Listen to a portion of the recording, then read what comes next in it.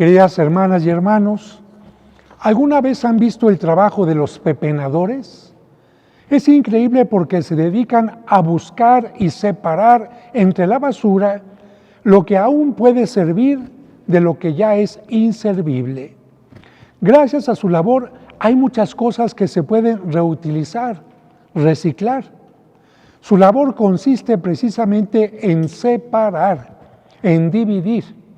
Este trabajo lo han hecho desde hace mucho tiempo, pero actualmente se nos pide a todos que ayudemos en esta labor, que separemos la basura orgánica de la inorgánica e incluso en algunos lugares ya hay basureros o recipientes especiales para el vidrio, el papel, el plástico, las pilas, etc. Esto nos enseña que para no confundir lo valioso, lo reutilizable, lo reciclable con lo inservible, la división es necesaria. También el lenguaje nos enseña que la división es necesaria. Por eso, al tiempo de luz le llamamos día y al de las sombras le llamamos noche. En este sentido, Cristo nos dice que hay cosas, situaciones, ideales que no se pueden conjuntar, que hay que separar. Por ejemplo, no se puede conjuntar el ideal de un narcotraficante o de alguien que se dedique a la trata de personas con el ideal de quien combate las adicciones y está en contra de las drogas, la violencia y en cambio favorece el respeto y la libertad de las personas. Son ideales totalmente opuestos, el primero y el segundo que acabo de mencionar. Ideales caracterizados por la vivencia de valores o antivalores, legalidad o ilegalidad, justicia e injusticia. Cristo está a favor de la unidad en la lucha contra el mal, de la solidaridad para ayudar a los más necesitados, de la unión para el bien común y el amor, pero también nos dice que no todos están dispuestos a esta unidad, por lo que tenemos que marcar claramente nuestras diferencias, nuestras posturas en contra de quien prefiere seguir el camino del mal. Esto significa que no por ser parte de la misma familia vamos a defender a quien está delinquiendo o actuando en contra del bien común. Si así lo hiciéramos, nos estaríamos convirtiendo en cómplices del mal. Y hasta el refrán lo dice: tanto peca el que mata a la vaca como el que le agarra la pata. Un padre o madre de familia no puede quedarse callado cuando su hijo está haciendo cosas malas. No puede solapar que esté comenzando a robar, a drogarse o a vender droga, porque estaría dejando de lado su misión de educador, de procurador del bien del hijo. Ciertamente, al hijo no le va a gustar que le llamen la atención o lo corrijan, pero los padres deben de cumplir con su misión y obligación. Esta es la razón por la que la Iglesia enseña que si, por ejemplo, los papás han solapado que los hijos vivan en amaciato en la casa paterna, no puedan recibir la comunión. ¿Por qué? Porque de una manera u otra están aceptando, solapando, permitiendo que en su propia casa se viva algo contrario a lo que nos enseña el sacramento del matrimonio, que implica un compromiso con la pareja. Es decir, se están volviendo cómplices. Y la complicidad es lo más delicado que pueda haber, porque se está fomentando algo malo, se está permitiendo algo malo, y entonces en lugar de ayudar a la otra persona, estamos colaborando con su destrucción y en muchas ocasiones con que se condene para siempre. Otra cosa es si los hijos viven en amaciato en otro lugar donde los padres ya no tienen competencia. En esas circunstancias, el papá ya no puede hacer nada porque el hijo o la hija viven en otro lado y ya no los están solapando. Pero tomando como ejemplo este caso, Si los padres defienden la unión de pareja en el matrimonio y los hijos prefieren el amaciato, ya aquí hay una división de pensamientos, criterios y valores. Y más aún, hay veces que en una casa el papá está de acuerdo en que los hijos vivan en amaciato, déjalos, mientras que la mamá está en desacuerdo porque sabe que esto implica un pecado y no está de acuerdo en que sus hijos vivan alejados de Dios en esta situación. ¿Cuál es el resultado de esto? El esposo, los hijos, la nuera o yerno estarán contra la madre y la madre estará en contra de los hijos. Otro ejemplo lo podemos encontrar en una casa donde el esposo comience a dedicarse a la venta de droga. La esposa está feliz porque los ingresos aumentaron mucho y más fácilmente y ahora puede vestir ropa de marca y comprar más alhajas. Pero la madre del esposo le reprocha que esté haciendo esto y ponga en peligro su vida, la de su esposa y la de sus hijos.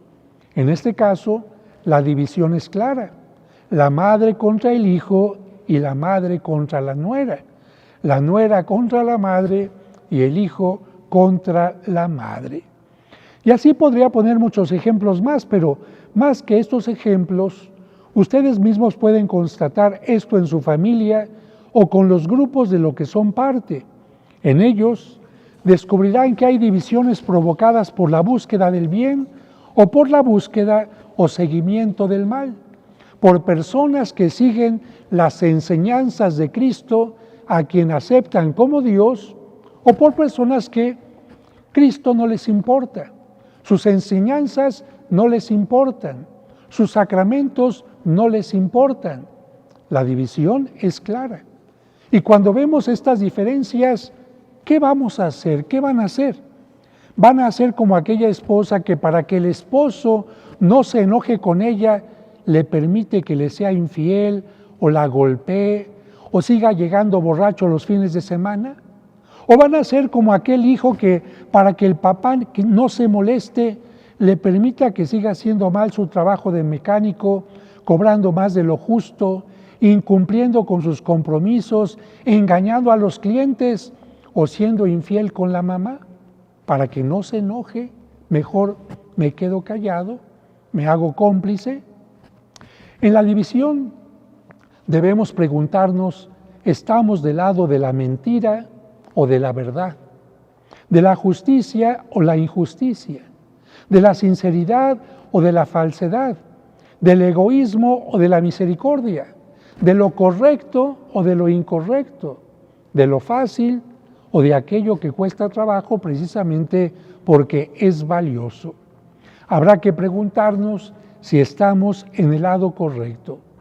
En sus enseñanzas, Cristo es muy claro, no se anda a medias. En domingos pasados nos habló del buen o mal uso del dinero, ¿se acuerdan?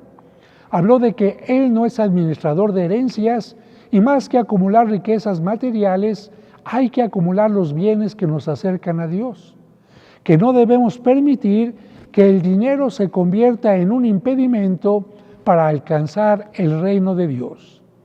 En el Evangelio de hoy, Cristo va más allá y nos dice que ni siquiera los familiares deben ser un impedimento en nuestro crecimiento integral, que por supuesto exige el crecimiento de nuestro espíritu. Y es que, por ejemplo, en ocasiones la esposa deja de ir a misa porque el esposo no quiere ir. La madre deja de crecer o de creer porque los hijos ya no quieren crecer o ya no quieren creer espiritualmente. Los hijos no hacen oración porque es que mi papá, mi mamá no hace oración, y muchos casos más.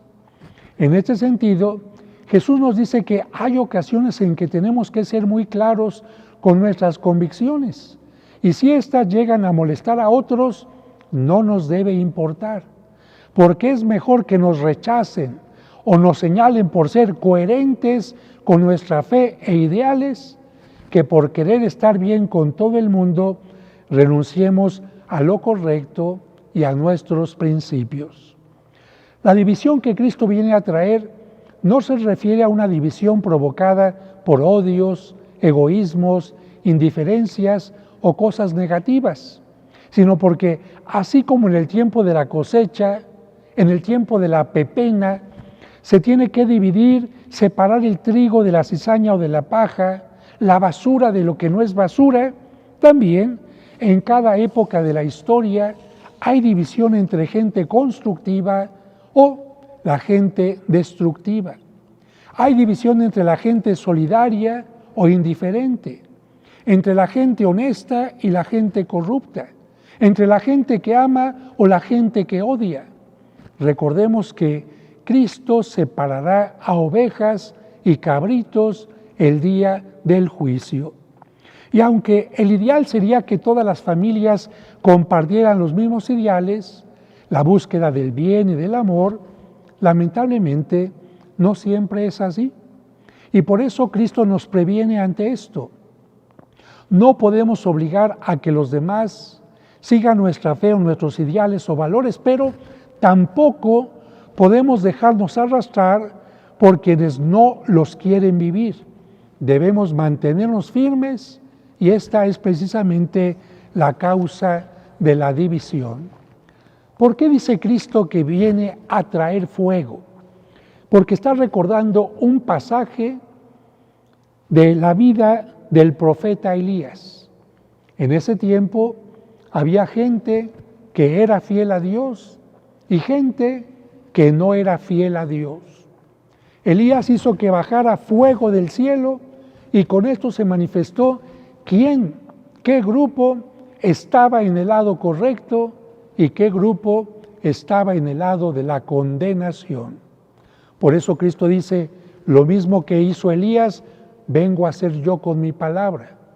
Cada vez que hablo, se marca claramente quién está del lado de Cristo y quién está del lado del anticristo, quién está del lado de Dios y quién está del lado del maligno, quién está del lado de la salvación y quién ya desde este mundo está del lado de la condenación.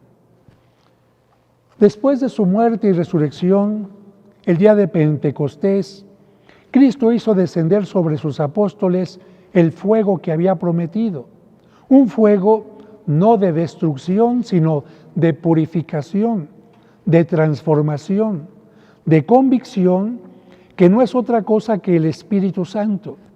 Por eso hay que pedirle a Dios que nos infunda su Espíritu cada vez más para que seamos fieles a lo que Él nos pide. Finalmente, la Biblia nos enseña que en ocasiones nuestras convicciones podrán hacer que seamos perseguidos e incluso asesinados, como es el caso de algunos profetas o héroes, como el de la primera lectura, donde se ve una clara división. Los que buscan el mal, los que buscan la muerte del hombre justo, del que dice la verdad, y por otra parte, el profeta que es perseguido y que terminará lamentablemente asesinado, perdiendo la vida en este mundo, pero ganando la vida en el otro.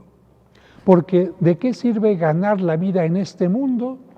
Traer colgando cadenas de oro, teniendo bandas de delincuentes debajo de uno, teniendo triunfos a través de la corrupción, de la deshonestidad, si vamos a perder la vida eterna.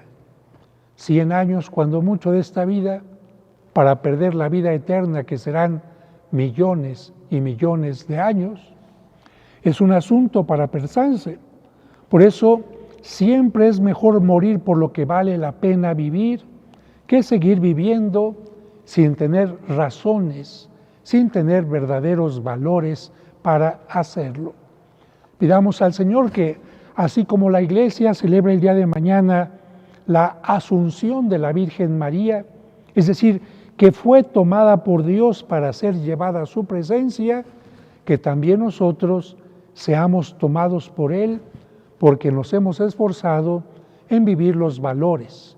Y cuando Él haga la división entre los corderos y los cabritos, diga, ven bendito de mi Padre, toma posesión del reino preparado para ti desde el día de la creación.